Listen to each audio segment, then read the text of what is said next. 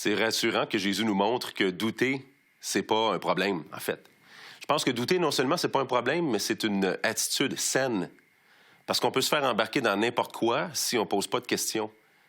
Ou Jésus est réellement le sauveur, ou Jésus n'est pas réellement le sauveur, ou Dieu existe, ou Dieu n'existe pas. Mais c'est pas les deux en même temps. Et puis, je pense que Dieu a donné tellement d'évidence pour qu'on puisse savoir réellement quelle est son identité, que tous ceux qui cherchent finissent par trouver une réponse. Ça a été mon histoire à moi, où il y a eu une grosse remise en question de ma foi quand j'avais 18-19 ans. Et puis, je me suis mis à chercher, en ayant extrêmement peur de me rendre compte que Dieu n'existait pas. Si je m'étais rendu compte que Dieu n'existait pas, il aurait fallu que j'assume de devenir athée. Honnêtement, je ne savais pas comment je vivrais une vie en étant athée, sans espérance de rien d'autre. Mais je ne me voyais pas non plus à traîner dans une philosophie religieuse pour rien si Dieu n'existe pas. Mais en même temps, ça me fait aussi penser à une autre histoire de doute. À un moment donné, j'ai rencontré quelqu'un et puis on faisait des groupes de discussion et puis sa femme avait découvert la foi avant lui et lui était un athée. Cette personne-là était un ingénieur. Pour lui, tout était des maths et il disait « c'est absolument... ça fait aucun sens pour moi, puis la foi, c'est pour les faibles. » Et là, donc, je lui ai donné beaucoup d'exemples de ces preuves-là que Dieu a données. Comme Jean-Pierre a mentionné, des exemples à propos des prophéties de Jésus, des évidences de la résurrection historique de Jésus, plein de détails sur plein de choses. Et je n'arrêtais pas de lui dire à cette personne-là, c'est Jésus qui t'appelle. Et puis, à un moment donné, j'ai senti que j'étais arrivé à un point, peut-être, où je pouvais convaincre la personne. Et j'étais devant lui, de l'autre côté de la table. Ma femme et moi, on était là, et puis on était de l'autre côté de la table, et puis j'ai regardé la personne, puis je lui ai dit, tu sais quoi, aujourd'hui, je ne closerai pas une vente. Aujourd'hui, je ne ferai pas ça, parce que j'ai peur de te convaincre d'embarquer dans une philosophie chrétienne. Et la philosophie chrétienne n'amène personne au ciel. C'est pas parce que tu changes d'idée et que tu adoptes une autre idée qui mentionne Dieu que tu vas au ciel. Celui qui va au ciel, c'est celui qui répond au Sauveur avec son cœur en réalisant que lui a un besoin d'être sauvé. Donc, j'ai dit à cette personne-là, je vais faire quelque chose avec toi. Aujourd'hui, on va demander à Jésus lui-même de se manifester pendant la semaine. Et moi, j'ai aucun contrôle sur ça.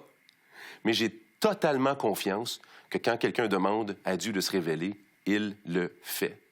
Et là, donc, on a prié. J'ai tout simplement dit, qu'est-ce qui ne pourrait pas arriver tout seul? Qu'est-ce qui peut être mesurable, quantifiable et qui ne peut pas arriver tout seul et qui pourrait être une preuve que Dieu va vraiment te manifester qui existe cette semaine? Et puis là, donc, il y a des choses dont on a parlé. Et là, j'ai prié, j'ai tout simplement dit, Seigneur, manifeste-toi à cette personne-là cette semaine. Eh bien, la semaine d'après, ma femme et moi, on y retourne, on est en autour de la table. La première chose que je dis, c'est « Pis, comment ça s'est passé ta semaine? » Et là, il regarde en bas comme ça, puis il ne sait pas trop comment réagir, puis là, il se frotte le menton, puis il dit « J'avoue que c'était peurant. » Et là, il me raconte tout, qu'est-ce qui s'est passé très précisément par rapport à ce qui avait été demandé. Puis il dit quelles sont les possibilités mathématiques que ce soit arrivé tout seul. Et là, lui, il était frappé. Et là, j'ai pu lui dire, tu te rends compte que c'est le Seigneur lui-même qui t'appelle, que c'est pas moi qui te convainc? Réponds. Ce jour-là, il a répondu. Vous pouvez faire la même chose. Vous pouvez, si vous avez des doutes, ça ne vous disqualifie pas, au contraire. C'est peut-être Dieu qui vous demande d'appeler à lui pour être sûr que c'est lui réellement. Demandez-lui. Vous entendez peut-être à toutes les semaines ça. Peut-être que ça touche votre cœur. Peut-être que vous êtes inspiré par Jésus, mais ce n'est pas suffisant. Vous devez répondre à Jésus. Donc, demandez-lui de se manifester à vous. Quand il va se manifester à vous, il ne faut pas que ça devienne une occasion de chute. Vous devez répondre. Faites-le en vous donnant à lui. Puisqu'il est mort pour vos péchés, croyez-le que c'est suffisant pour vous réconcilier avec Dieu et donnez-lui votre vie et il va le faire. Vous avez des questions ou des commentaires sur ce que vous venez d'entendre? Contactez-nous par téléphone ou réagissez sur les médias sociaux.